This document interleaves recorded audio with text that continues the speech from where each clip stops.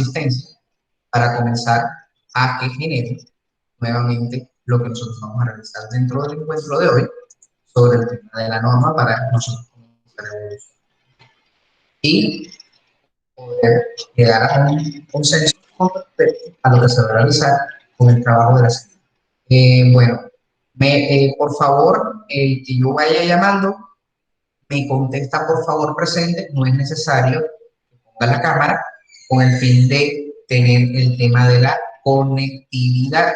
Entonces, Melanie Acuña,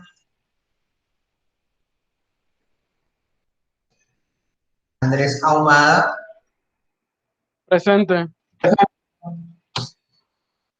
Loreli Baldoino,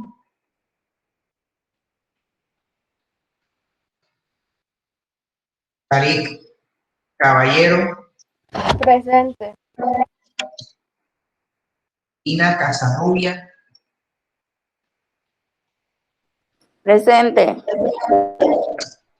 Manuel Causil, Manuel Causil no está, Dominic,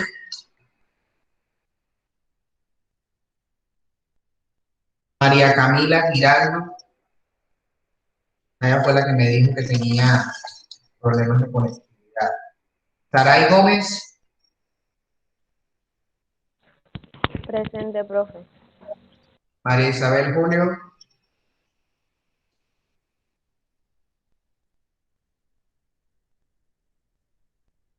Lauren Mejía, Presente, profe. algo pendiente, Lauren. Sí, profe. Ya le explico qué pasó. Sí, Qué pena. sí. María Restrepo, Presente. Rojas Abreu, John Jairo, John Harold, Ina Solano, Presente. Eury Suárez, Luis Alfredo Vieco Presente. y Dayana Villar.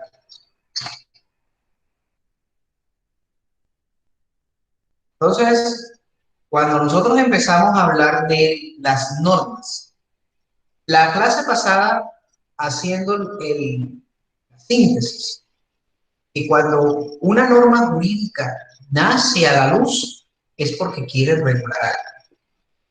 Nosotros tenemos que todas las normas, la Constitución Política de Colombia establece un procedimiento para la creación de dichas normas, o te explica de qué tipo de normas pues nosotros en la actualidad. Nosotros en la vez anterior se explicó los tipos de normas, pero en el día de hoy nosotros, además de las normas, tenemos que utilizar lo que denominamos las fuentes del derecho.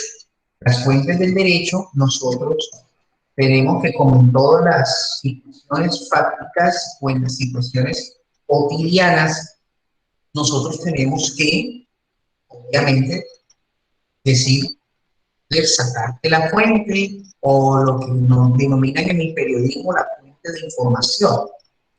En el derecho existen esas fuentes con el fin de manifestar y de por qué se realiza una norma o por qué es necesario la regulación de dicho tema. Se podrán imaginar ustedes si no existiera una norma que regulara el tránsito. Se imaginarán el caos que pueda presentarse si no se regula la circulación de los vehículos.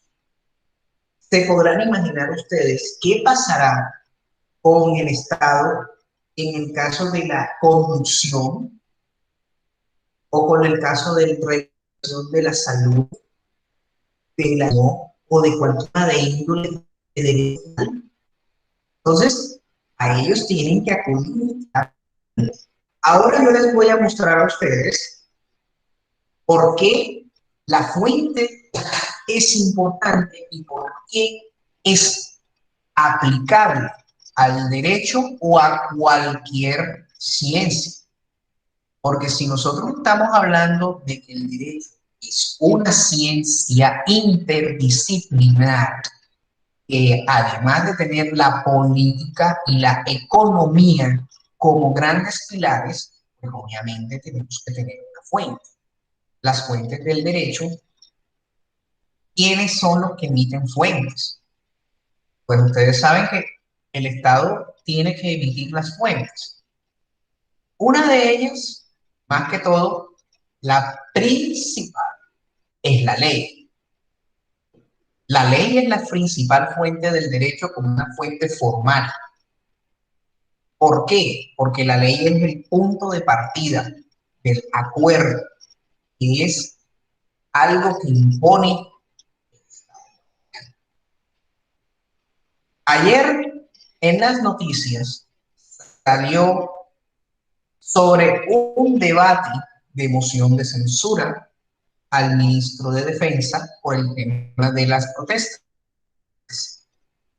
Entonces, ustedes preguntarán, ¿eso se lo inventaron los periodistas para querer hacerle que el quite a todas las naciones? La Constitución en el artículo 135 dice que cualquiera de las cámaras, en este caso, Cámara de Representantes o el Senado de la República, pueden solicitar la moción de un ministro, de un funcionario público, porque esa es una función de control político. Y eso no es inventado por la Constitución, eso está ahí escrito. Ustedes saben que la Constitución es un pacto donde se realiza todo tipo de derechos y de deberes. Entonces, tenemos nosotros un, una fuente básica. De hecho, no existen fuentes principales. El derecho no fuera lo que nosotros estamos teniendo como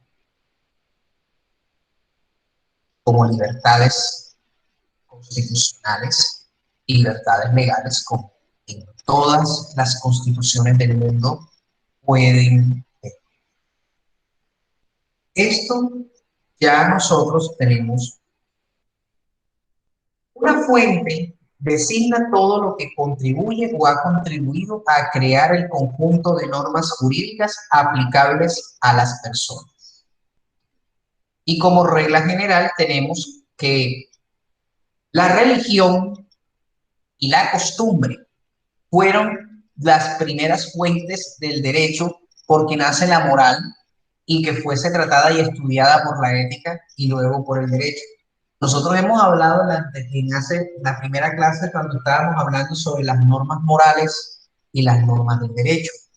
La moralidad, las normas morales o todo lo que atentaba contra la moral y las buenas costumbres ya comenzó a regularse. Por eso que estas fuentes es lo que ahora denominamos fuente formal y fuente material. Las fuentes formales del derecho están estipuladas en el artículo 230 de la Constitución, que dice: la ley, la equidad, la jurisprudencia y los principios generales del derecho y la doctrina los consideran como criterios auxiliares, pero la ley es la primera fuente formal porque la Constitución en su artículo 230 dice: los jueces en sus providencias solo están sometidos al imperio de la ley. Si la ley es lo que denominamos algo literal, exegético, taxativo, que son los sinónimos de literalidad, porque yo tengo que hablarles a ustedes en los términos jurídicos y también a su vez en los términos de un lenguaje comprensible. Porque si yo le dijera a usted taxativo, usted me va a preguntar qué es eso. Taxativo es que la norma lo mantiene inscrito, que es aplicable y es sometido al imperio. Es algo positivo. positividad que está dentro de la norma. Porque nosotros, a pesar de que nosotros en matemáticas hablamos de los positivos y de los negativos, los números, y entonces aquí nosotros también lo mismo, aquí se utiliza diversos términos que de los cuales nosotros vamos a aprender sinónimos y usos. Por eso que cuando le dicen, el juez se somete al imperio de la ley, que la ley está por encima, pero tenemos la Constitución. Estoy diciendo, señor juez, la Constitución dice, usted tiene que estar sometido al imperio de la ley, pero debe también tener en cuenta los criterios auxiliares de la actividad judicial, que son las otras fuentes formales del derecho. ¿Cuáles son? La equidad, la jurisprudencia, los principios generales del derecho y la doctrina. Tanto así que si nosotros vemos la amplia jurisprudencia, la jurisprudencia que ahora más adelante se va a explicar más a fondo, la jurisprudencia es más que todo las decisiones de las altas cortes aplicables a ciertos casos en particular. Las fuentes reales o materiales son todos los fenómenos naturales y sociales que dan origen a la norma jurídica. Determinan el contenido de la misma. ¿Cuáles son? El medio geográfico, el clima, las riquezas naturales, las ideas políticas, morales, religiosas y jurídicas del pueblo. Eso nosotros tenemos que tener en cuenta que para poder crear una fuente formal, nuestro derecho nos habla mucho de que tenemos que tener en cuenta todo este tipo de situaciones que se dan para poder crear una nueva norma. Porque los políticos pueden crear normas. Sí, hay que tener en cuenta que esas fuentes materiales son obligatorias. Entonces, los actos o hechos pasados de que se deriva de la creación, modificación o extensión de normas jurídicas. Nosotros en Colombia, desde la Constitución del año 1991, le ha tocado al país renovar todo el sistema de códigos porque hay unas que no se encuentran o son incompatibles con la Constitución, pero hay unos códigos que han sido muy complejos. ¿Cuál de ellos? El Código Civil, lo que estábamos hablando de los estados de la Unión. El Código Sustantivo del Trabajo también ha costado, el Código de Comercio, pero como son de las mismas, el Código de Comercio y el Código Civil son de la misma jurisdicción, porque realmente lo manejan la parte civil y comercial, la manejan directamente todos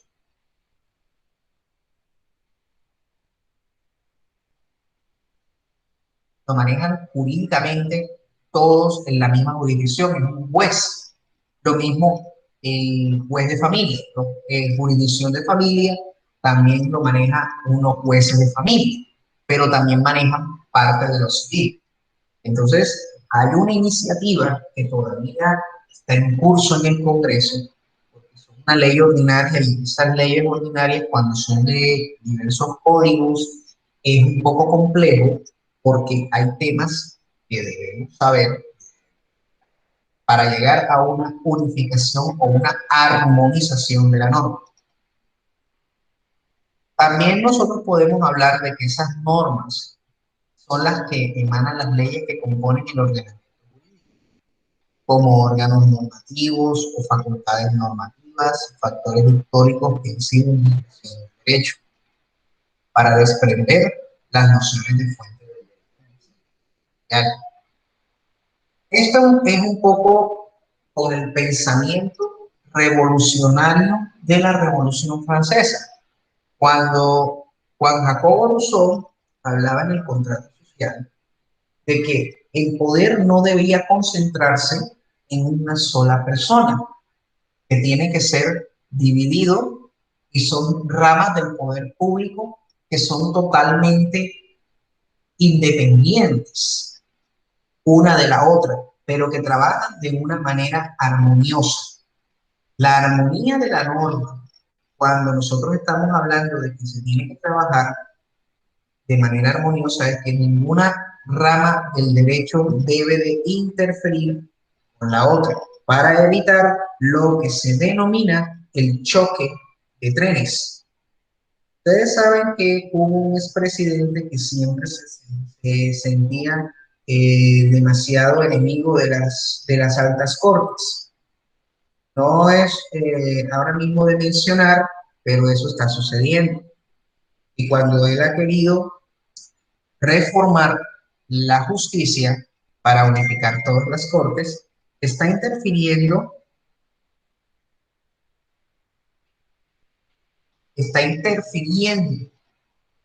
en la independencia de las ramas del poder.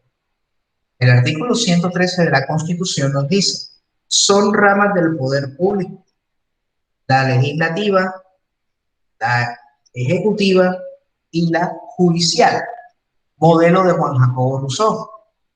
Además de los órganos que integran, existen otros autónomos e independientes para el cumplimiento de las demás funciones del Estado.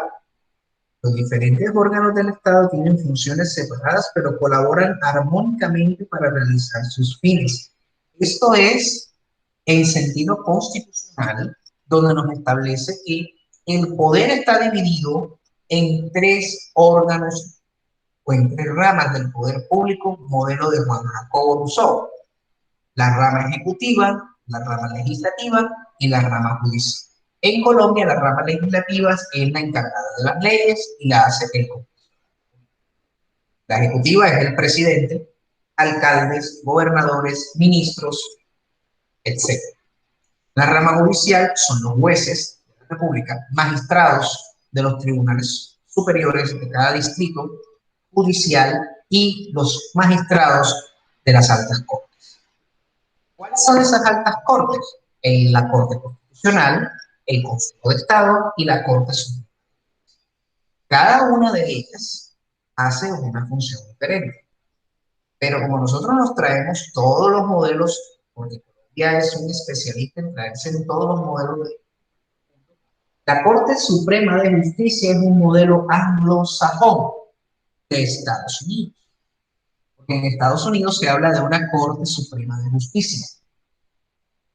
El Consejo de Estado viene de Francia, cuando después de Napoleón Bonaparte crearon una jurisdicción de lo contencioso administrativo separado de la jurisdicción civil. Eso viene de procedencia de Francia. Por eso se nace el Consejo de Estado. Y la Corte Constitucional de Alemania. O sea, tenemos tres modelos de constitucionalismo, de aplicación de las cortes totalmente diferentes entre sí. Entonces, si denominamos la Corte Constitucional en muchísimos fallos, hasta de sus mismas otras cortes, de las altas cortes, la Corte Constitucional se denomina la Supercorte. ¿Por qué? Porque si ella es la encargada de salvaguardar la constitución política en una sentencia de última instancia emitida por el Consejo de Estado o por la Corte Suprema de Justicia, por el solo hecho de invocar el artículo 29 de la Constitución referente al debido proceso, Corte Constitucional puede fallar y puede revocar de las mismas compañeras de alta corte, porque allí tiene uno que estar referente al acontecimiento jurídico relevante para poder fallar. ¿Cómo son los orígenes de estas fuentes materiales? Una situación en particular es la causa o hecho que impone la necesidad de crear o fijar un contenido en una norma. La semana pasada estuvimos hablando sobre los códigos. Los códigos son unas normas de orden público para el nivel nacional. Los códigos contienen información de por qué se necesita crearse dicho código.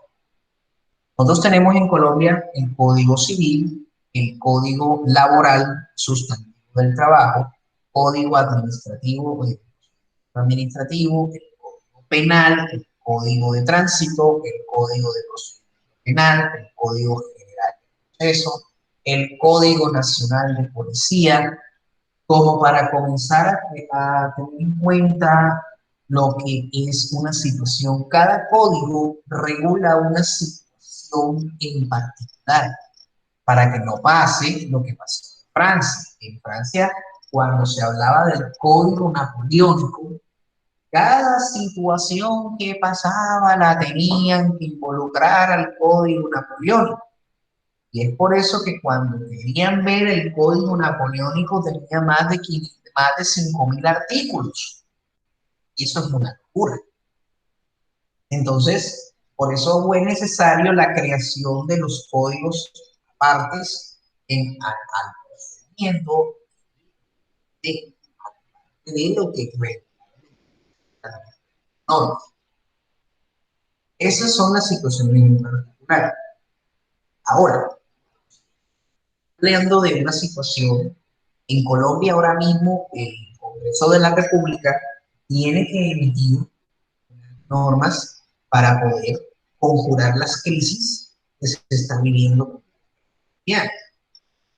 Por eso cuando se hablaba de que el presidente pasó una reforma tributaria, la reforma tributaria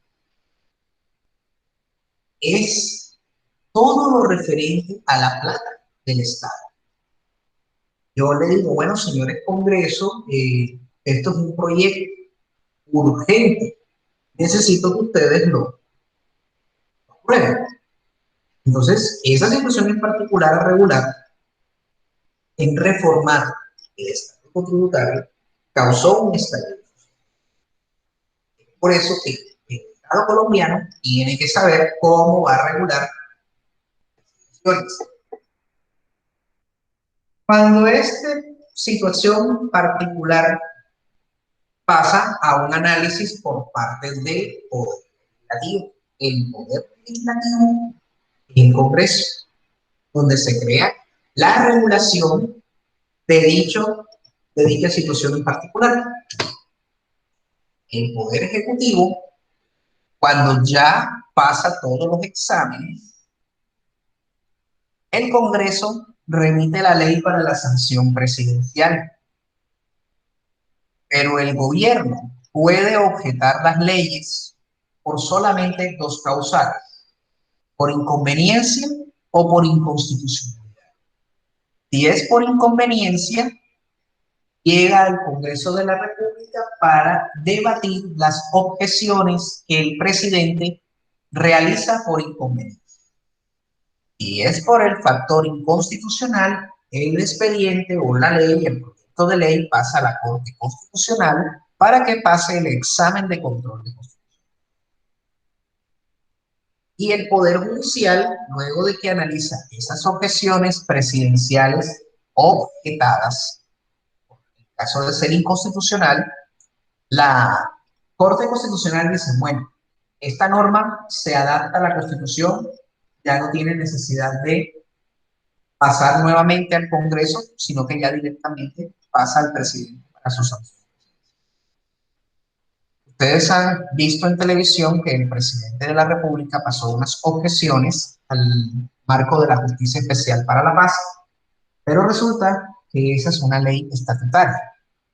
Adelante, pues, a profundidad, nuevamente, porque eso también se habló la semana pasada.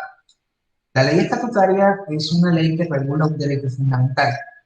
En este caso está regulando la JEP sobre el principio de justicia y reparación, debido proceso y el de la paz, que son los artículos 23 de la Constitución, el 29 del Código de la Constitución que habla sobre el debido proceso y el 228 que habla sobre el acceso a administración de justicia.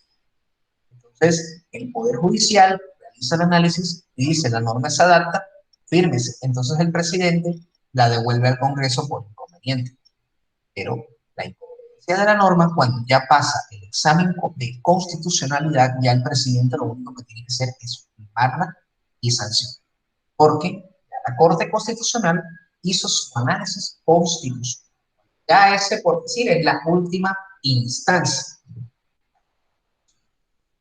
Bueno, hago una pausa acá. La ley como una principal fuente de derecho. ¿Por qué se considera la ley como principal fuente del derecho para todos ustedes?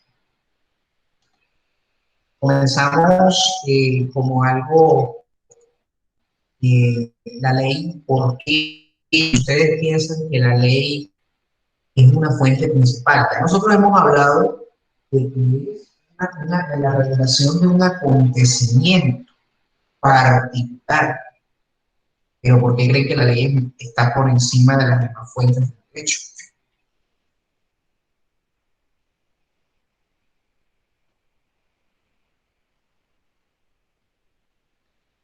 La ley como fuente principal es porque es el producto final de los acontecimientos, de lo que hace una regulación de factores sociales, políticos, económicos.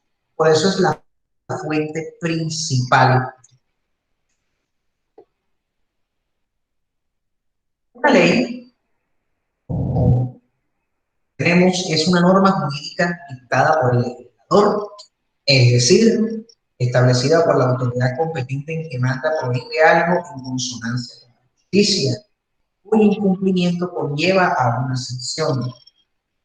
Andrés Bello, jurista chileno, define la ley como una declaración de voluntad soberana que, manifestada en forma prescrita por la Constitución, manda, prohíbe o permite. Nosotros tenemos que la ley, para que se forme, tiene que tener un acontecimiento previo, que es lo que nosotros estamos hablando en la parte de la que tiene que ser establecida por una autoridad competente. Sí. ¿Cuál es? El Congreso de la República, para el caso de todas las normas a nivel nacional. Prohíbe, manda en consonancia con la justicia, porque dice, mando, prohíbo, permito, y si tú la incumples, la justicia te va a sancionar. Que muchas veces las sanciones no es necesariamente que sea con pagar cárcel, porque también hay sanciones de tipo económico, como cuando hay un incumplimiento por parte de las personas que realicen préstamos bancarios. El banco, usted le firma una garantía, llámese pagaré, llámese hipoteca. El banco tiene una garantía para ejecutarlo para usted. Si usted no paga, el banco puede ejecutar. No necesariamente usted no va a ir preso por no pagar la deuda, pero sí tiene una sanción económica que le pueden embargar sus bienes. Entonces, nosotros vemos la necesidad de aprender un poco a diferenciar. En Colombia tenemos 4 tipos de ley. Tenemos la ley marco, que establece normas generales en los criterios que debe sujetarse el gobierno con relación a asuntos establecidos en la Constitución política. Está regulado en el artículo 151, numeral 19.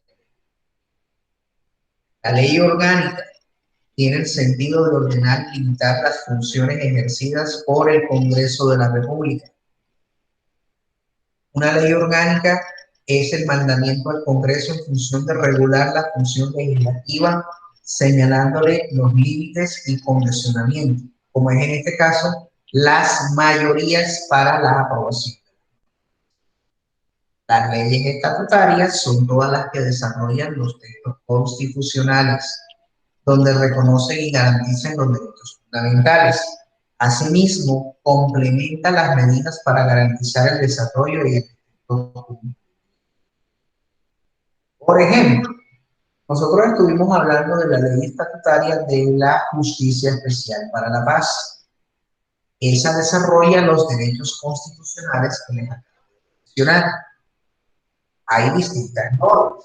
Tenemos, por ejemplo, la ley 1755 del 2015, que es el que regula el derecho de petición. La ley 1581 del 2012, que regula el tratamiento de sus datos personales.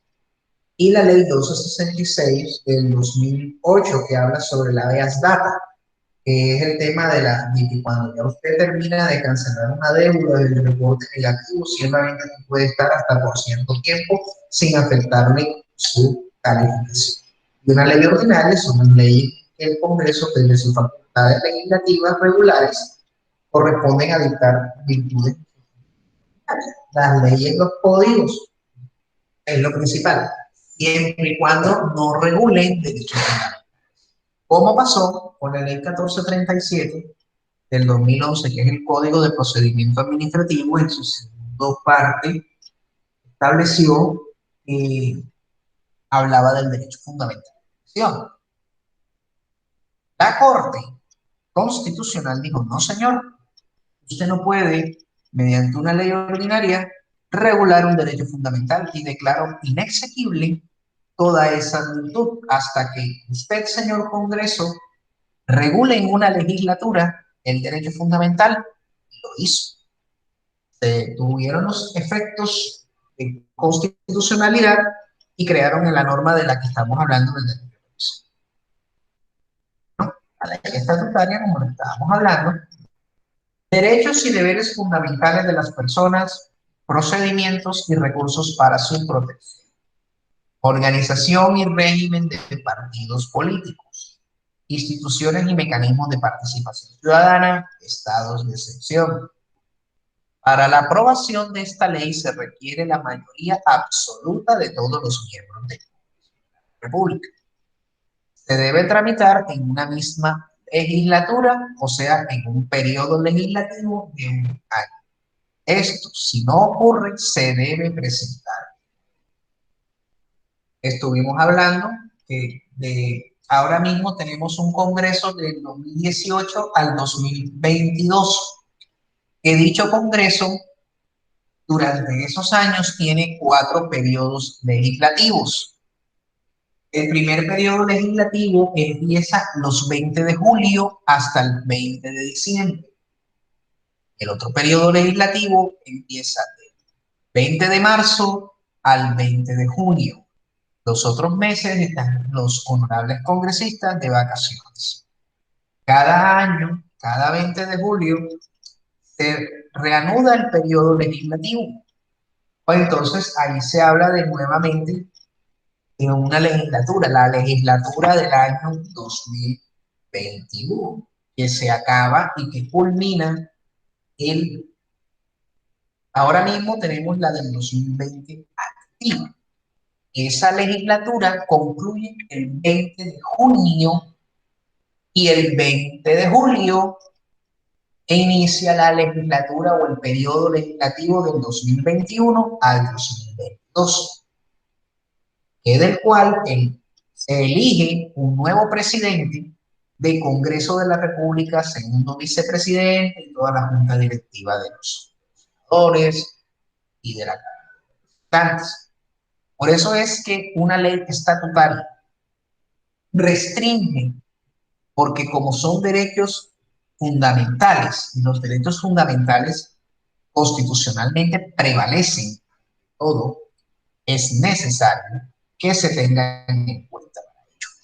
Después de que ya termine su trámite en el Congreso, obligatoriamente tiene que tener un control previo de constitucionalidad antes de la sanción presidencial. Ese texto se envía a la Corte Constitucional para su análisis. Y la Corte dice, ajusta la Constitución, mándese a sanción presidencial para que el presidente la sancione.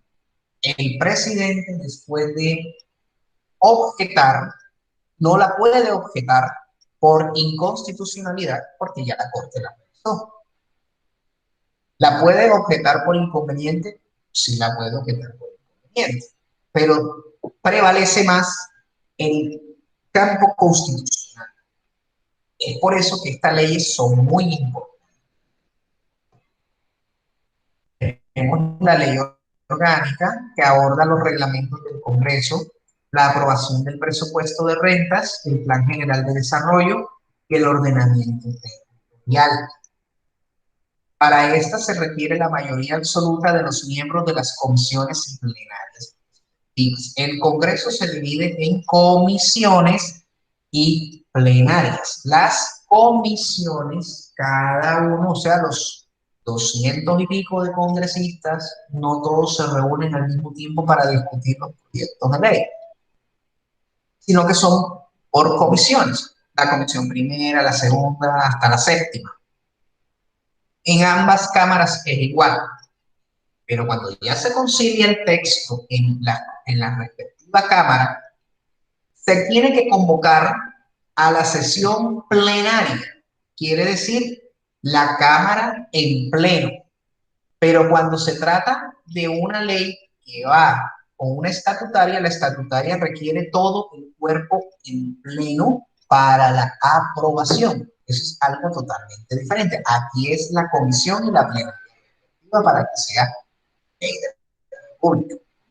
Solo lo máximo que se puede efectuar en una ley orgánica son de 2 años. Si esto no ocurre, se archiva y se presenta desde. Por aquí alguien me dio la mano, Saray. Lauren, perdón, levantaste la mano. Eh, Profe, me gustaría hacerle una pregunta. ¿Usted cree que de pronto, no sé, el Congreso tenga un número exagerado o sea, de congresistas, por así decirlo? Bueno, constitucionalmente, cuando se habla de el Congreso de la República, se elige mediante la cantidad de la población que hay en un departamento o distrito, que es en este caso Bogotá. El Senado se elige por circunscripción nacional. Quiere decir de que si usted vota aquí en Barranquilla, en Bogotá, por Senado de la República, ellos son unos miembros totalmente especiales. Pero la Cámara de Representantes, la Cámara Baja, es un sistema de circunscripción departamental. Quiere decir de que si usted vota por alguien a la Cámara de Representantes en el Atlántico, no es lo mismo por el de Magdalena, no es el mismo por Santander, ni por el mismo Bogotá.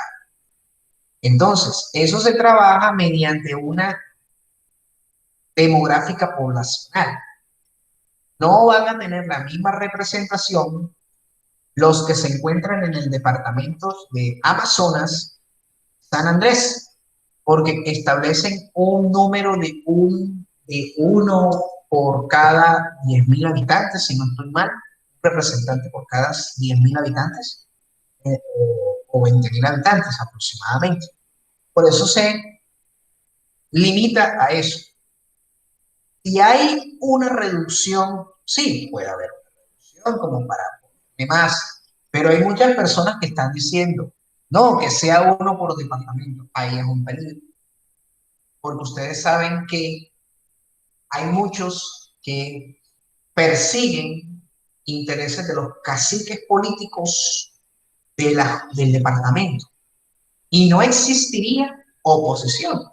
Por eso es que hay una pluralidad en ese número de curules de ellos. Es por eso que se requiere la reforma al Congreso, pero reduciéndoles el salario y reduciendo un poco las cámaras, pero no reducirlas hasta un máximo, un límite, porque si los dejamos de uno o dos congresistas no existiría oposición y sería mandando un solo partido político. Es por eso que se realiza con un fin. En Estados Unidos, que es un país inmenso, tienen más de 500 congresistas. Entonces, cada estado ve la necesidad de su territorio, de la población para poder crear los parlamentos. En China son más parlamentarios porque es un país grande. Rusia también. El Parlamento Europeo, que representa a todos los países europeos, también es por población. Eso son la mecánica de la parte poblacional. Y es por eso que a veces puede uno sentir que es un poco exagerado tener más de 200 congresistas, pero es que ahí es donde vamos a lo que nosotros hablamos de las normas.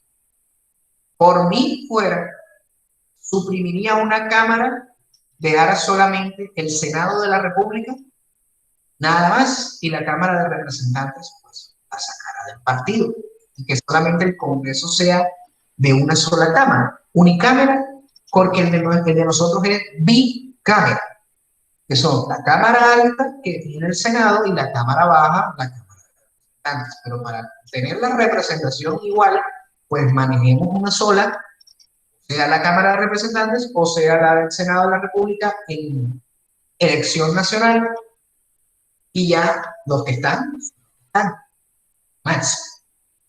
Para que entonces, pues, haya su procedimiento, pero como ya nosotros tenemos una constitución política ya planteada, ya por esa situación, para poder reformar el Congreso de la República, requerimos ir necesariamente a un referéndum para que pueda.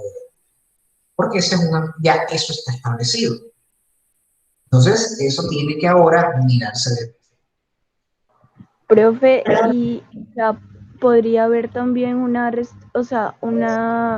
nueva como reestructuración a la constitución política, porque digamos que hay algunos artículos que de pronto dicen que la constitución política es una de las más inclusivas de Latinoamérica, pero he escuchado muchas personas diciendo que dicen como que no, que hay artículos que definitivamente no están bien. Entonces, me gustaría saber usted qué opina respecto a eso. Una constitución política, ejemplo para Latinoamérica, ha sido la nuestra, porque ha integrado la Carta de Derechos Humanos de la ONU y el Pacto de San José de Costa Rica con referencia a la Comisión y la Corte Interamericana de Derechos Humanos, o el Sistema Interamericano de los Derechos Humanos, que está en cabeza de la OEA, que es la Organización de Estados Americanos, y por la ONU, Organización de las Naciones Unidas. La inclusión en la Constitución colombiana nace de un pacto de situaciones sociales vividas en el pasado. La Constitución de 1886 establecía lo que se denomina el estado de sitio, o lo que ahora denominamos el estado de conmoción interior. ¿Qué hacían ellos? El Congreso no trabajaba en esa época. No, porque el presidente declaraba el estado de sitio y él era el que tenía todas las facultades legislativas para crear las leyes, y por eso es que ustedes se dan cuenta que la mayoría de los códigos, llámese el código de comercio, el código de sustantivo del trabajo, el código de notariado de registro del anterior, eran decretos ley. El decreto 1250 de 1970 fue el estatuto de registro. El decreto X del 70, el Código de Comercio. Pero cuando comenzó a tenerse la gesta de un problema social que está en Colombia, que fue el narcotráfico y el asesinato de dirigentes políticos en el 48, como Eliezer Gaitán, y en el 89 Carlos Galán, por el auge del narcotráfico y de las guerrillas, era necesario hacer ese movimiento para el cambio de la Constitución. La alcaldesa de Bogotá, Claudia López, formaba el movimiento estudiantil de la séptima papeleta. Lo que estuvo hablando ayer el ministro de Defensa, que él también supuestamente participó en el movimiento de la séptima papeleta para la creación de la Constitución del 91, pues es que hay una institucionalidad que fue vulnerada en estos momentos. Si nosotros vemos que la institucionalidad habla de que no puede la policía atacar a su propio pueblo, porque es un pueblo, el pueblo lo elige. Ahí hay una restricción constitucional para todas las fuerzas castrenses, afortunadamente. en el sentido de que no tienen derecho al voto mientras pertenezcan a los cuerpos castrenses, porque las fuerzas militares tienen que ser neutras, porque ellos tienen el deber de defender la Constitución y la ley. Se les da el poder de voto. Créanme que eso hubiera sido un desastre, porque los militares estuvieran mandando y no podrían realizar, ellos dándoles ese poder, ellos pueden matar al presidente si les da la gana. O sea, por querer defender la Constitución y defender y brindarse de los votos. Por eso es que en Venezuela ha sido difícil sacar a Maduro, porque ellos pusieron que los militares votaran. Y los militares ahí están amarrados, porque es que el que vota, un militar que vote por el gobierno, ahí se pierde la independencia de las fuerzas castrenses, que deben ser neutras en el tema político, porque ellos están obligados a defender la Constitución política. Si el presidente de turno la realiza su sublevación, el ejército y la policía pueden perfectamente hacer un golpe de Estado y hacer cumplir las normas y crear gobiernos interinos para poder nuevamente restablecer el orden institucional. En Latinoamérica hubo un presidente, Manuel Zelaya, que destituyó a generales, a miembros del ejército, cuando ya la Corte Suprema de Justicia de ellos había declarado el referéndum de reelección de él como inconstitucional, y obviamente hubo un golpe de Estado en la que los otros golpes de Estado que han pasado en el nivel latinoamericano han sido el producto de que los mismos que están en el poder subrayan el límite de la constitucionalidad. Es por eso que ayer el Congreso de la República, en su moción de censura, en el debate de moción de censura, el ministro de Defensa estuvieron hablando sobre la subrayación de normas institucionales por parte del Estado. El presidente es la cabeza, pero el ministro es el que está dando órdenes y es el que está dando, y él es el comandante y jefe de los militares. Por eso se habla de un ministro de defensa, pero el presidente es el supremo comandante y jefe, pero él delega su función al ministro. Por eso que cuando se habla de las delegaciones, no se habla se habla de una delegación más no de la responsabilidad. La responsabilidad es individual. Si al ministro de Defensa le hacen las denuncias respectivas, el ministro responde por su actitud o por su conducta personal. O sea, al presidente se le lava las manos, pero ahí él puede alegar las órdenes. Aquí el presidente, el fuero constitucional que él tiene que entonces comenzar a responder después de su. En Perú pasó lo mismo, hubo un golpe de Estado cuando hubo con Fujimori. Fujimori renunció a su cargo en Japón, pero él produjo algo que denominan el autogolpe de Estado, que fue liquidar el Congreso de la República y convocar la Constitución a una nueva elección. Por eso que es muy importante que las fuerzas militares no tengan el poder para elegir a los gobernantes.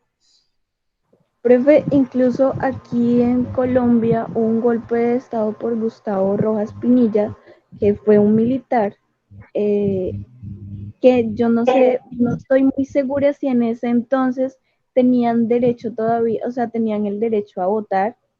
Entonces, pero por lo que sé, según fue que en realidad fue lo que pasó, fue que el presidente anterior había como renunciado y le dijo, no, toma tú el cargo, y él como que se encargó pues de tomar el poder en ese entonces. Gustavo Rojas Pinilla, cuando hizo golpe de Estado y hubo la dictadura militar, hizo en 3 años lo que los políticos de las hegemonías conservadoras y liberales no hicieron. Les dio el poder a las mujeres de votar. Las mujeres no tenían el derecho al voto. Creó la registraduría. La cédula de ciudadanía se la debemos a él. Creó el aeropuerto El Dorado, la autopista El Dorado, el SENA, los sistemas de medios públicos de radio y televisión que existen en Colombia.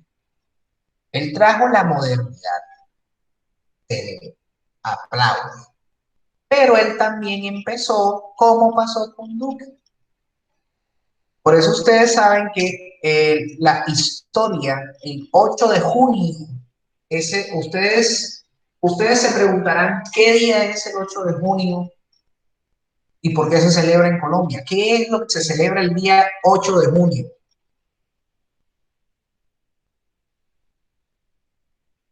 ¿Qué se celebra el 8 de junio? Y está fácil. Es el día del estudiante, ¿cierto? ¿Y por qué se conmemora el 8 de junio como Día del Estudiante? Donde la institución educativa Pestalozzi, algunas veces las mismas rutas de buses en la carrera 38, en la calle que se denominaba la calle del Progreso, fue renombrada como la Avenida de los Estudiantes, la carrera 38.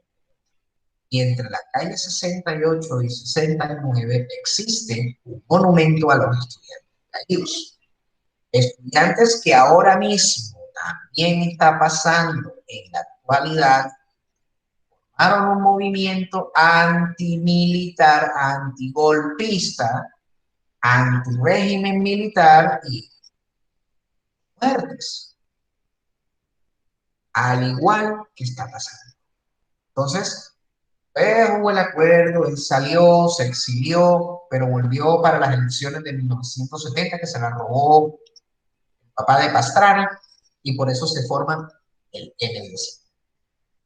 Entonces, al ver los periodos de guerra entre todas las guerrillas, el ELN, el EPL, el movimiento M19, el Quintín Lame y todas las demás fuerzas, en la Constitución del 91, cuando se elige a esos funcionarios para la representación de esas políticas, la mayoría de todas esas guerrillas llegaron a acuerdos de paz para que hubiesen la participación política.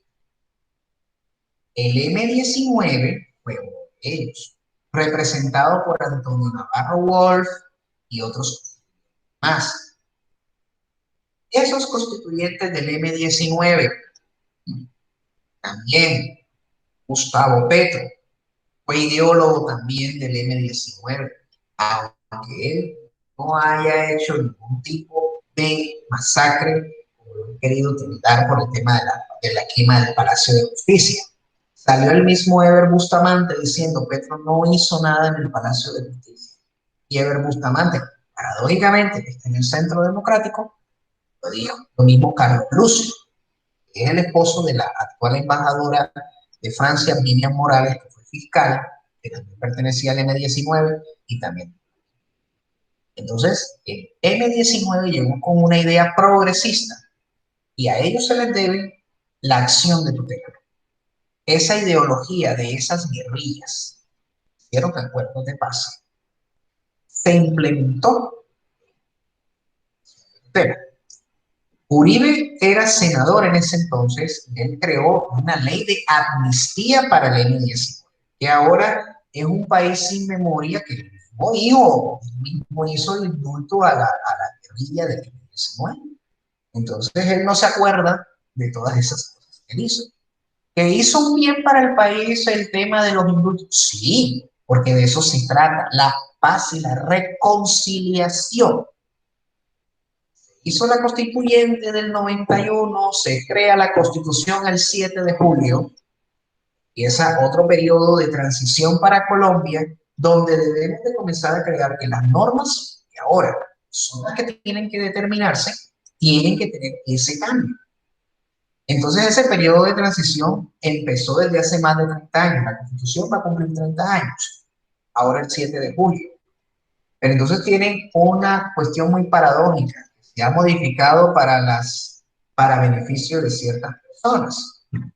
Entonces, donde dicen no que tiene que necesariamente cambiar, no, la Constitución apenas tiene 30 años. Una Constitución inclusiva, donde hay muchísimos derechos, donde se tiene que tener en cuenta eso.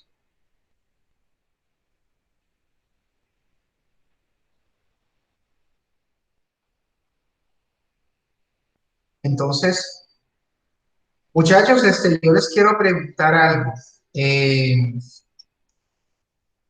Ustedes esta semana o en vacaciones poseen el tema de un pre-ICFES intensivo.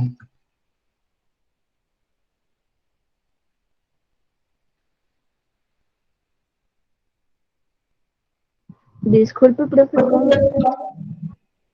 ¿Alguien de los colegios que se encuentra aquí tienen programado un pre-ICFES intensivo para las En mi siguientes caso, semanas? sí, profe.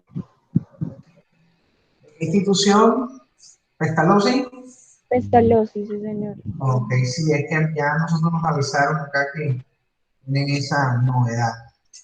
Y los otros colegios no tienen programado tampoco el pre-ICFES intensivo. No, profe, en San José apenas estamos cancelando y no nos han dicho nada todavía. Ok, listo. Bueno, para concluir, Lauren, con lo que estábamos hablando de que si la Constitución me falta caso para poder decir que es incompleta o para decir que no aplican los artículos durante el momento de ese pacto social necesario de Colombia, adaptar la Constitución a un Estado social de derecho. Eso fue por una transformación de todo lo que en el pasado ocurrió.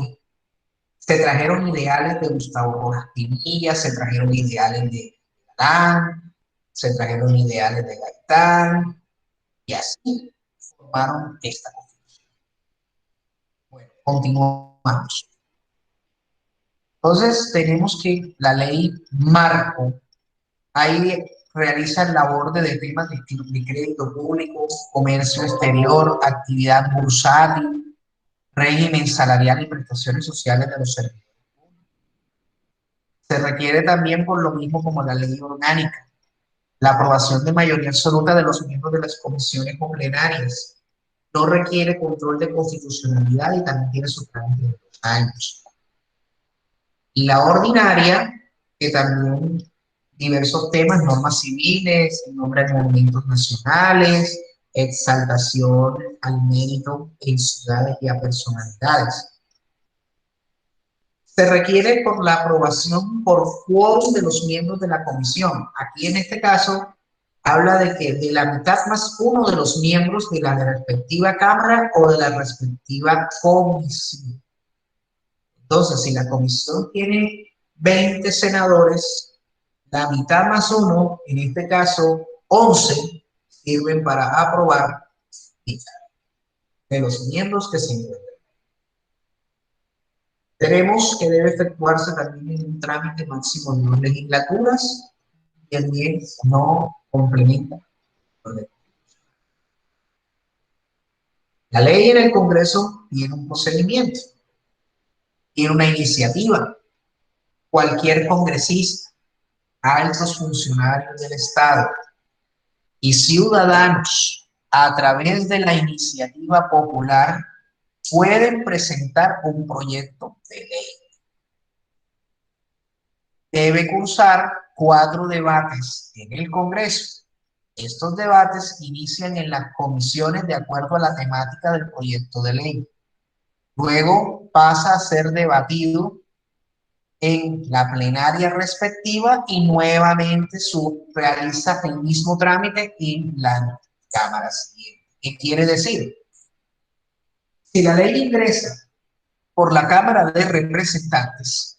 En la Cámara de Representantes, solo que su trámite por la comisión respectiva, también pasa a la otra Cámara, o sea, al Senado de la República. Pero resulta que aquí puede pasar algo, que en ambas, algunas pueden adicionar o modificar, entonces realizan un debate en pleno para la conciliación final del texto. La conciliación final es un último debate en el Congreso con respecto a las modificaciones o adiciones que alguna de las dos cámaras haya efectuado con respecto. Después pasa a la sanción presidencial. Ya dice el presidente, bueno, listo, no hay ningún tipo de objeción, entonces voy a firmar. Cuando él firma, se envía directamente a la página de la Gaceta Nacional para que ustedes puedan usar esa norma. Entonces, aquí tenemos el Diario Nacional.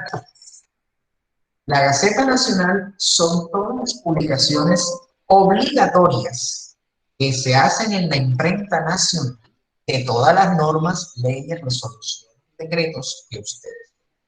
Si no está en este periódico, no existe. Para que tengan ustedes en cuenta. Porque tiene que cumplirse un principio de publicidad. Miren, le estoy poniendo, por ejemplo, el diario oficial del 12 de mayo, que es el diario que tenemos aquí último, donde miren, establece este diario, aparece, hay que esperar un poco, mírenlo, diario oficial, y miren lo que dicen aquí. Poder Público, Rama Legislativa, el año 2021, edición 50.672. Esta edición tiene 48 páginas y dice Bogotá, miércoles 12 de mayo del 2021. Y establece, el diario oficial dice, Poder Público, Rama Legislativa, Ley 2088 del 2021, que dice el reglamento del trabajo en casa. Y aquí empiezan a describir todas las normas, toda la parte del diario oficial, los artículos. Y miren qué dice aquí. Hasta los decretos del presidente de la República. Y dice, decreto número 477 del 2021, por medio del cual se nombra un ministro ad hoc, que es en este caso para cierto asunto donde el ministro actual se declara impedido.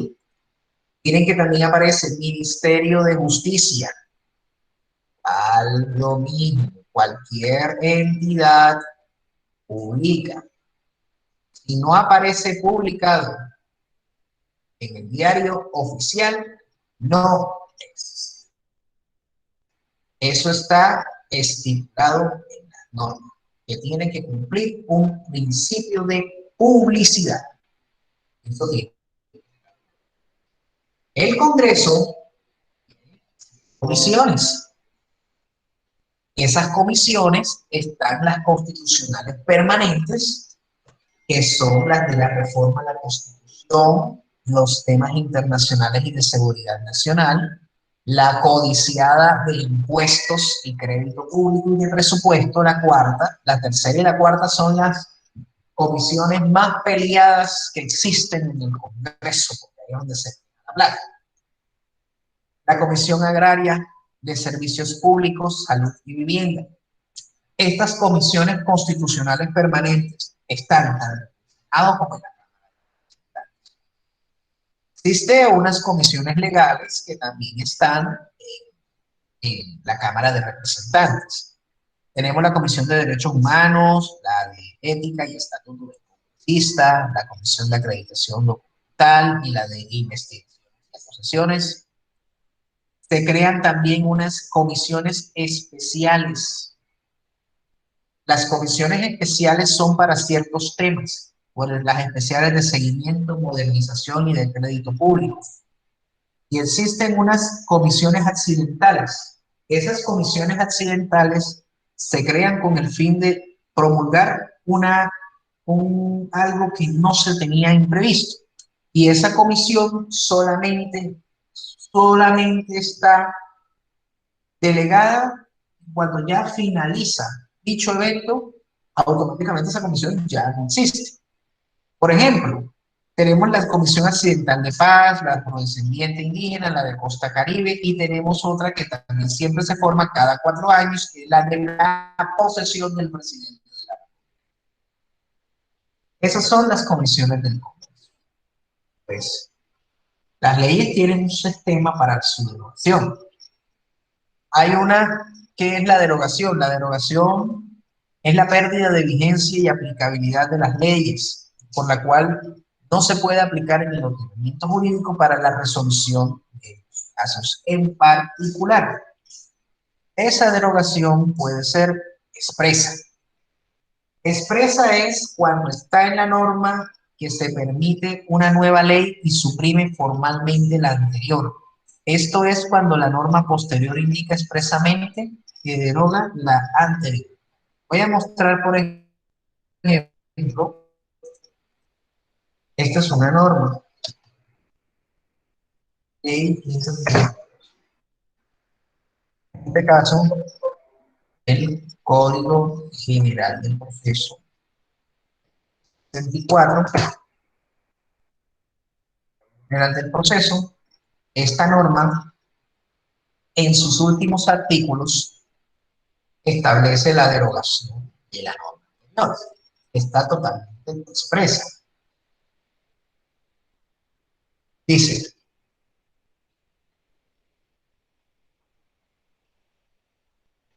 queda derogado el Código de Procedimiento Civil expedido mediante los decretos 1400 y 2019 de 1970 y las disposiciones que lo reforman.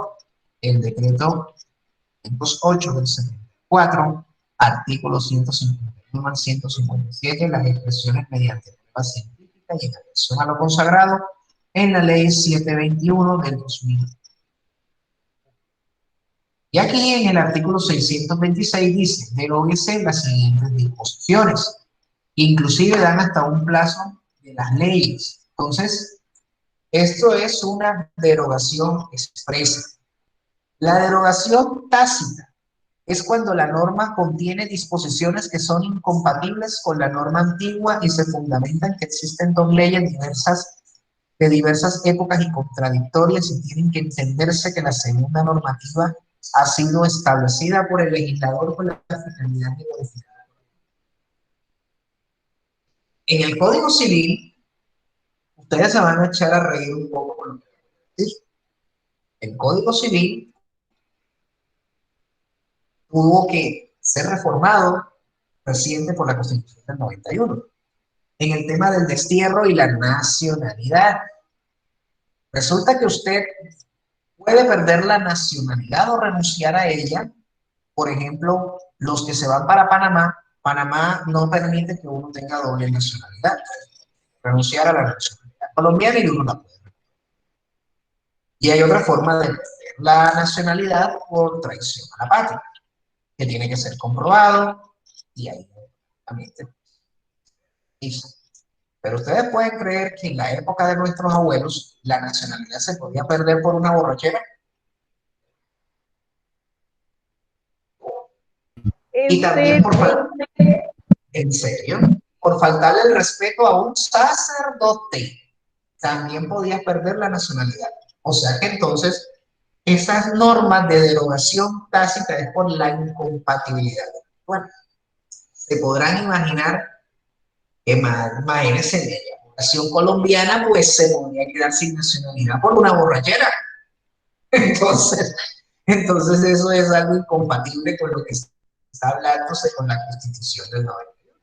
Entonces, esas leyes que hablaban sobre eso, pues, tuvieron que ser derogadas tácitamente, porque no se adaptaba a la Constitución.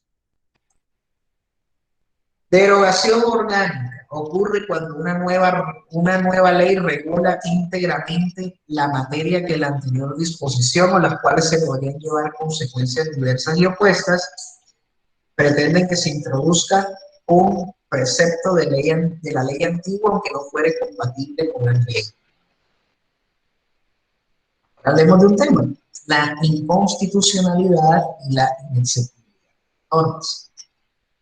La inconstitucionalidad se dice que es una norma contraria a la Constitución y existe disconformidad entre ella y la Constitución. Entonces, nuestra Corte Constitucional está para salvaguardar la Constitución y ella puede declarar la inconformidad de la norma inferior con los principios y normas constitucionales. Y esta declaratoria de inconstitucionalidad da origen a la acción de inexequibilidad, cuando eso es expulsarla del ordenamiento jurídico.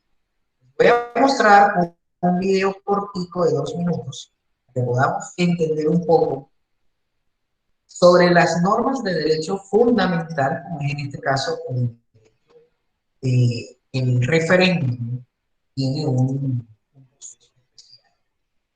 Entonces, ese proceso especial, esa iniciativa popular, se solayó en el año 2010. Van a decir, bueno, este profesor es antiuribista, pero fíjense que eso fue lo que sucedió en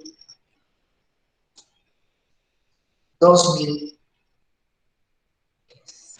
Voy a mostrarles a ustedes qué significa la inexequibilidad de la norma con este video corto. Esto es lo que habló la Corte Constitucional acerca de una iniciativa popular que se dio en el año 2010 para la reelección del expresidente Uribe nuevamente en un segundo periodo. La Corte Constitucional dijo que es inconstitucional y es inexequible la ley. Entonces, mostrar esta cuestión.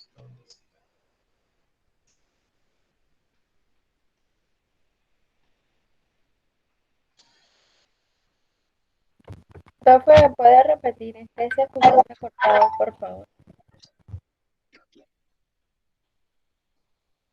La Corte Constitucional,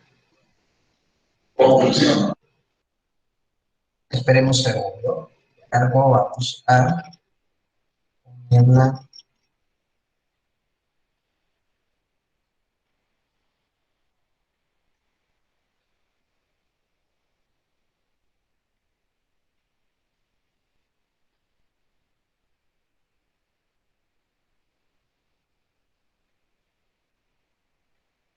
Entonces, vamos a ver la explicación de la Corte Constitucional con respecto a lo que se denomina la inexequibilidad de las normas.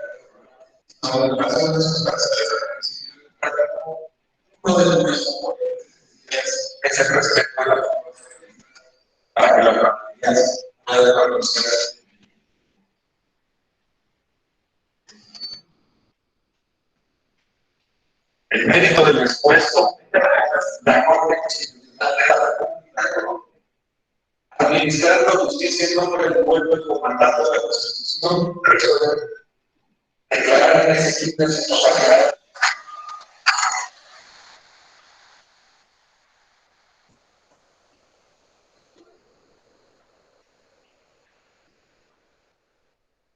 Hay intereses en el pueblo por medio de la cual se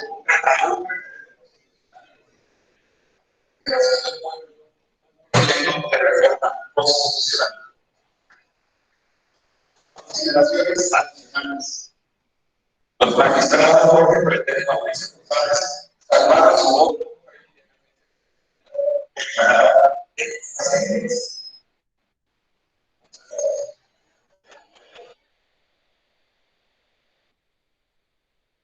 ¿Qué pudieron entender ustedes acá?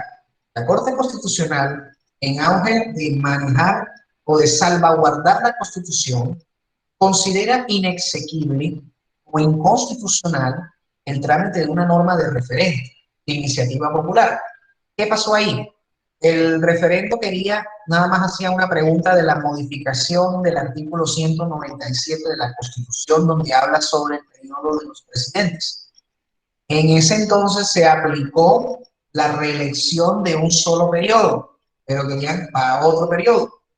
Pues dicen, en Venezuela, recientemente, en ese entonces, Hugo Chávez promulgó sobre la reelección indefinida de los presidentes, de todos los funcionarios públicos de Venezuela.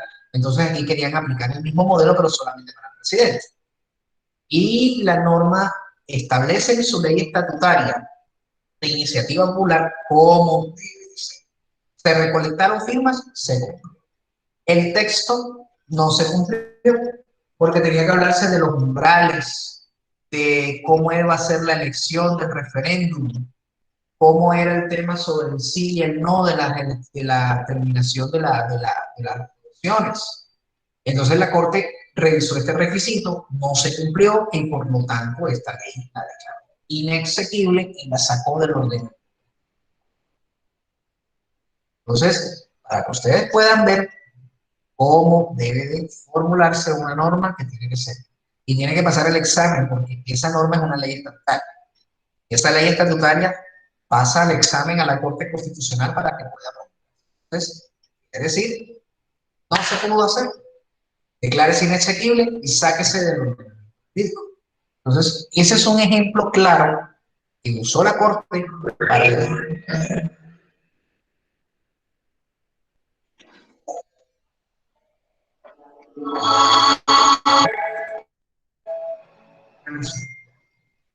tenemos que nuestra Constitución está bajo un ordenamiento jurídico, de un acuerdo y de un pacto muy difícil que pueda disolverse fácilmente. Muchos están diciendo, no, que en 30 días si no se normaliza el paro se convoca una asamblea constituyente. Eso solamente se da por medio de referéndum, de asamblea constituyente o de una ley que se incorpora para realizar dichas cosas. Por eso es muy difícil que la Constitución sea reformada en estos aspectos. Tenemos otra, jurisprudencia. La jurisprudencia es otra de las fuentes de interpretación judicial del ordenamiento jurídico del Estado. Mediante resoluciones judiciales las emiten los órganos de cierre y tienen un valor fundamental como fuente del conocimiento del derecho positivo, el cual procura evitar que la misma situación jurídica sea interpretada en forma distinta por los tribunales que conocen el como de unificación. En Colombia tenemos organismos que emiten sentencias. La jurisprudencia de ellos es la más válida al respecto. Sentencias de la Corte Constitucional, que son las sentencias que tienen que ver con los derechos fundamentales de la Constitución. Tenemos las sentencias, las de tipo constitucionalidad, que son las que cualquier ciudadano emite una demanda de constitucionalidad cuando una norma es incompatible con la. Las sentencias de tutela son aquellas que cuando pasan las acciones de tutela en un juez de primera instancia o de segunda instancia, tiene que enviarse directamente a la Corte para su revisión y generan una sentencia de tutela. Cuando existan varios temas, los mismos diferentes hechos fácticos, pero es el mismo derecho, la Corte Constitucional puede en la sala decidir una sentencia de unificación. La Corte Suprema de Justicia, como es la cierra, el órgano de cierre de la justicia ordinaria, esta en sus respectivas salas emiten sentencias de casación y sentencias de unificación. Lo mismo, las sentencias de unificación son cuando existen medios fácticos, medios donde existan los motivos suficientes para que una sentencia donde realice los mismos hechos y los mismos derechos pueda unificarse el criterio de la alta corte. El Consejo de Estado, que es también sobre asuntos administrativos, también ellos generan las sentencias de unificación y la sala plena emite esas sentencias, y lo mismo las de sala de contencioso administrativo y unas que es la de extensión de jurisprudencia.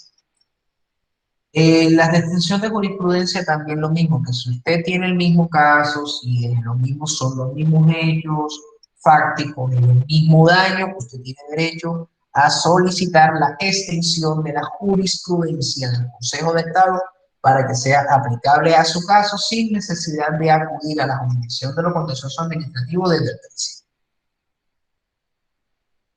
Y tenemos el precedente judicial. El precedente judicial es una fuente formal de creación del derecho, o lo que se consiste en algo que se denomina la cosa juzgada de los órganos legislativos y judiciales. Soluciones que adoptan ante determinados casos, sobre todo las altas cortes, y contribuyen a una suerte de la doctrina. Pues les voy a mostrar un poco, cuando la semana pasada estuvimos hablando un poco sobre el Código de Policía. La Corte Constitucional hablaba del Código General del Proceso. Les voy a explicar un poco qué es lo que realmente sucede. Como trabajador de la justicia, yo puedo, es el primo mío, cayó en el mismo caso, en el mismo juzgado. Es mi hermano, cayó en mi juzgado, cayó en mi inspección. Ustedes piensan de que por el solo hecho de que haya caído un proceso dentro de mi jurisdicción o dentro de mi juzgado o dentro de mi jurisdicción, y es mi hermano, es mi primo, yo me encuentro facultado para fallar a favor o en contra? Profe, pues desde su perspectiva usted debería verlo desde la parcialidad, obviamente, porque o sea, tiene que ser neutro. No puede decir porque es su hermano y cometió algo, o sea, alguna falta, no puede decir, por ejemplo, fallar a favor, porque, o sea, no es como lo correcto, por así decirlo. La norma nos habla de algo que se denomina impedimentos y recusaciones. Listo, pasa el proceso de acá donde mi hermano. Listo, no, yo me tengo que declarar impedido y mandarlo a otro a reparto. Eso es lo que indica la norma. A usted le dicen, bueno, listo, causales de impedimento y recusación. Bueno, su primo, usted es primo de este señor, no puede fallar, listo, me declaro impedido. Ese impedimento lo resuelve un superior jerárquico en el término de 2 días, en el caso de la inspección de policía. Pero como el Código de Policía habla de que el Código General del Proceso es la norma que es la que me adapta a mí, me dice, si yo tengo que pasar el impedimento o la recusación, o sea, la contraparte que quiere recusarme, tiene que ser 5 días antes de la audiencia. Eso establece la norma. Pero resulta que la Corte Constitucional cambia ese precepto en los códigos de policía. Que la aplicación del impedimento o la recusación debe ser de manera inmediata al realizar el impedimento o recusación. Resulta que en Cartagena, un inspector de policía reanudó una audiencia y haciéndole pasar un impedimento a la inspectora a las 8 de la mañana y la audiencia se tenía que celebrar a las 9 de la tarde. La inspectora se pronuncia con respecto al impedimento y recusación planteada por el apoderado de la contraparte.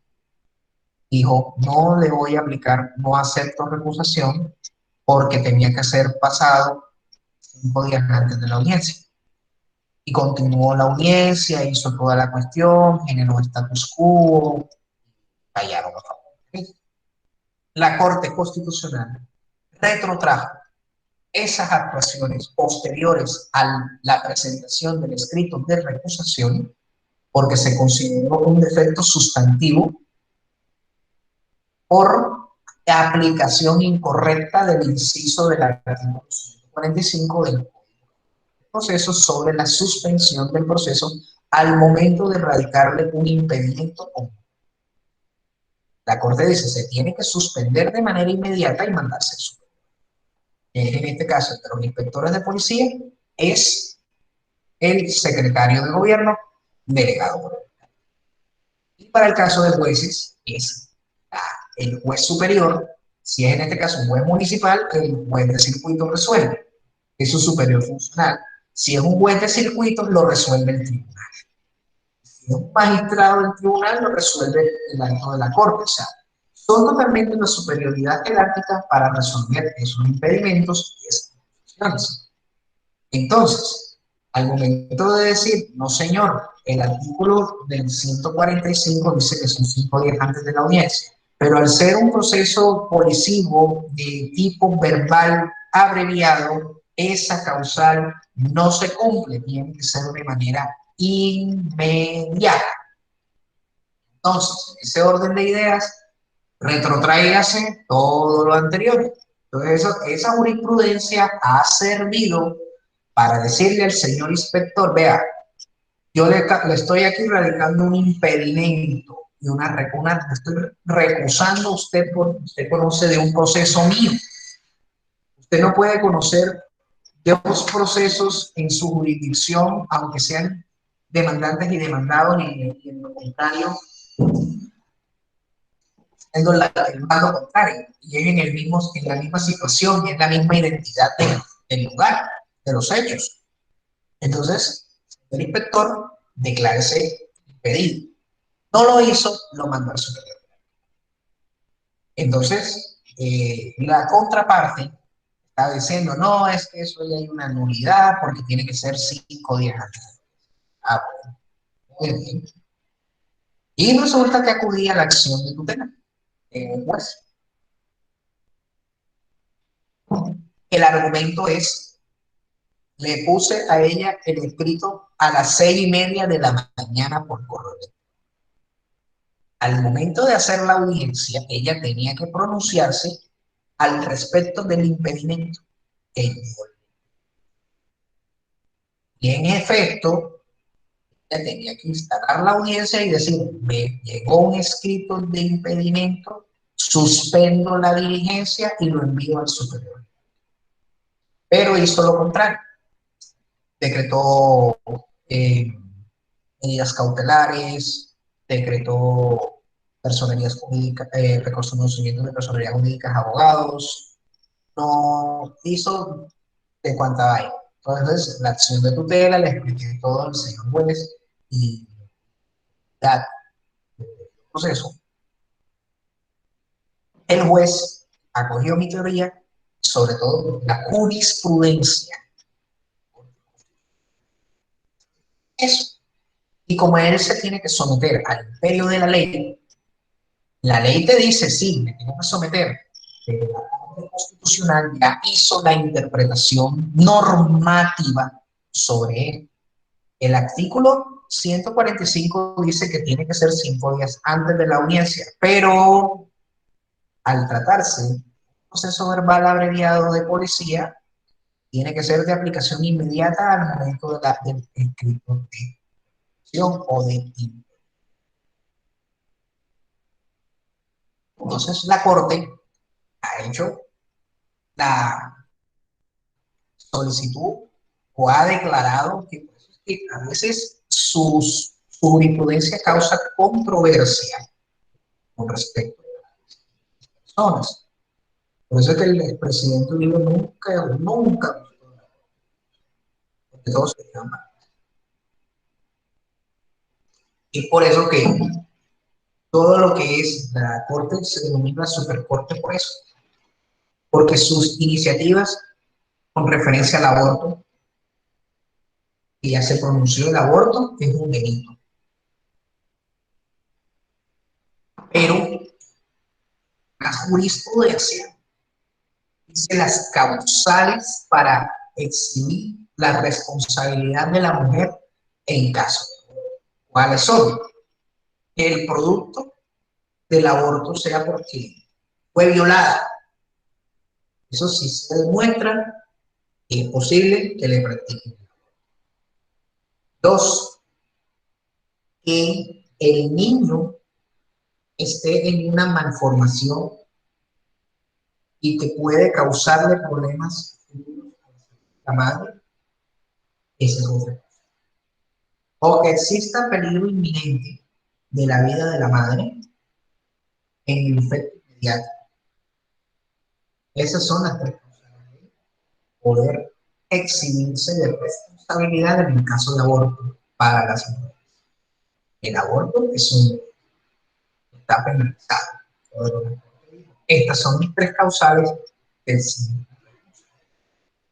Otra, ustedes saben que estamos en la moda de la género y frente al libre desarrollo de la persona.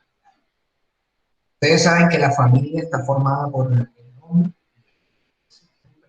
que no, pero cambiaron en una jurisprudencia los efectos civiles de los que tiene una pareja heterosexual en el tema de derechos económicos, patrimoniales, nada más. Están luchando para el tema de adopción, la Corte ya se ha pronunciado en diversas jurisprudencias que eso atenta contra el núcleo familiar estipulado en la Constitución.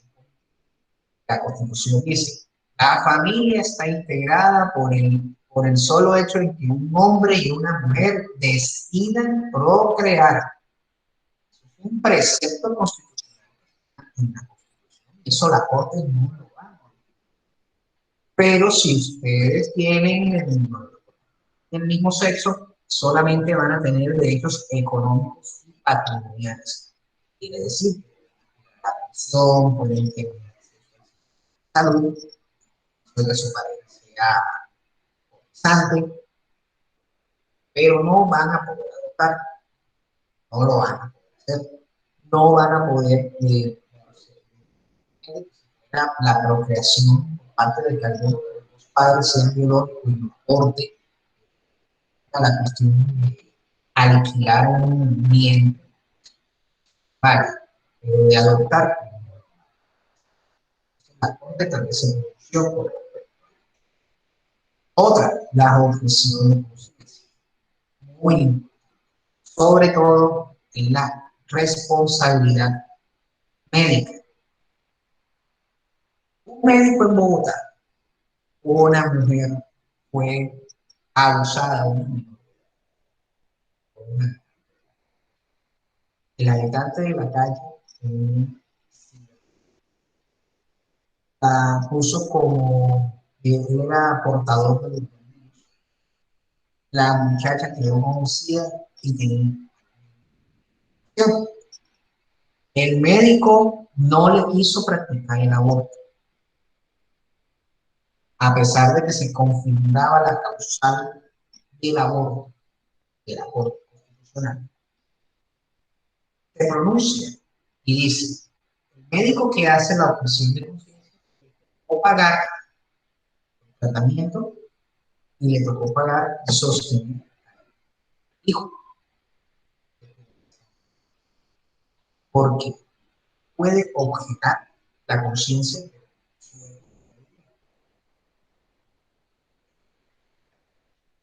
Otro, cuando un tema muy controversial, en el desarrollo de la personalidad.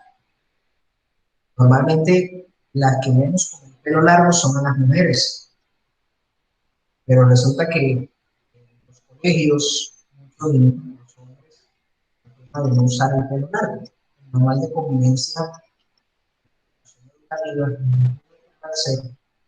sobre lo que, pero hubo un texto de razonabilidad y de proporcionalidad.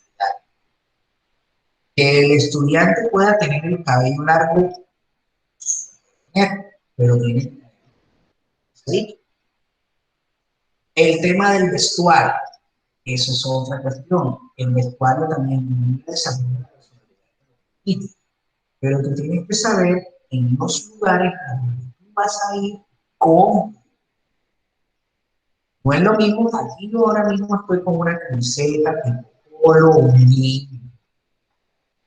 Al momento de yo ir, cuando las clases son presenciales, yo como abogado, yo no puedo decir. El código de vestimenta, esa manga larga por lo menos, corbata, pantalón clásico. Cuando voy a si tengo chaqueta, pero eso es un código. El juez jamás de los jamases, el juez puede ir como sea, pero jamás de los jamases en una audiencia no se puede ir sin su toga. El juez tiene la obligación de ponerse la toga, aunque sea de manera virtual. Eso nos ha pasado. El juez se puso su toga. Entonces, si el juez tiene que cumplir con su protocolo, nosotros también tenemos que cumplir con nuestro protocolo. En la virtualidad, pues te están permitiendo tener tu etiqueta normal. Puede uno estar con la camiseta tipo polo porque en un momento dado que cuando nosotros nos hacemos nuestra propia presentación, y apagamos la cámara y micrófonos por el tema de la conectividad. Así como nosotros, ustedes ahora mismo están haciéndolo a mí, así, nosotros en la rama judicial hacemos. Entonces, la Corte se ha pronunciado con temas demasiado controversiales que han hecho que a veces digan que la Corte Constitucional es una arrodillada a los socialistas, a los comunistas y todo. La Corte está para salvar la Constitución y para fallar en derecho. Si a usted, como lo hicieron, recientemente hay un congresista que está pidiendo que se declare el estado de conmoción interior. Una de las protestas y todo. Resulta que llegó y la Corte Constitucional al momento de regular el Código de Policía, hacer el juicio de constitucionalidad, dijo: el derecho de la libre protesta está consagrado en la Constitución. Este derecho no es compatible con los estados de excepción. ¿Qué está diciendo la norma? Compatible con los estados de excepción. ¿Cuáles son? Estado de guerra, conmoción interior y estado de emergencia. Ahora mismo estamos en un estado de emergencia económica. Estamos en un estado de excepción, sí. Entonces, cuando se estaban hablando de que un tribunal había dicho que estaban prohibidas las manifestaciones, que no había los permisos, pero si hay una jurisprudencia del 2019 diciendo todo lo contrario, yo no puedo. Ese pobre magistrado que recibió esa tutela estaría pensándola, porque es disciplinario por parte del Consejo Superior de la Judicatura por desconocer la jurisprudencia. Todo va a ser, ese fallo me encantaría verlo ahora cuando la Corte haga la revisión. Porque ahí lo dice, la sentencia C-09 del 2019 dijo: no señor, la protesta social es un derecho fundamental incompatible con los estados de excepción. Punto. Entonces, por eso es que los amigos uribistas le tienen rabia a la Corte. Es porque la Corte se ha pronunciado en estas ocasiones con respecto a los derechos y las garantías fundamentales. Porque para eso están. Ellos están para eso. La Corte está para eso. Entonces, jóvenes, pues, hasta hoy este es lo que es referente a este tema. Entonces, la próxima semana ya hablaremos para la conclusión referente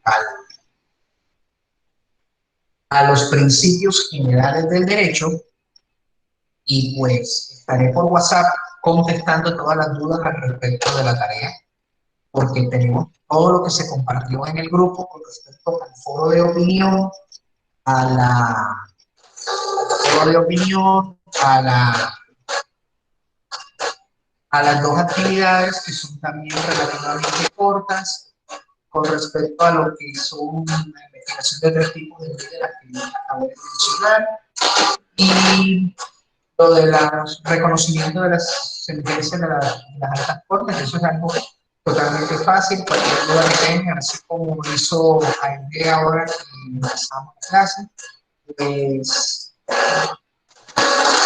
pues que podamos generar esas dudas que tengan, me las hacen llegar y yo enseguida comienzo a estipular ese tipo de situaciones con ustedes.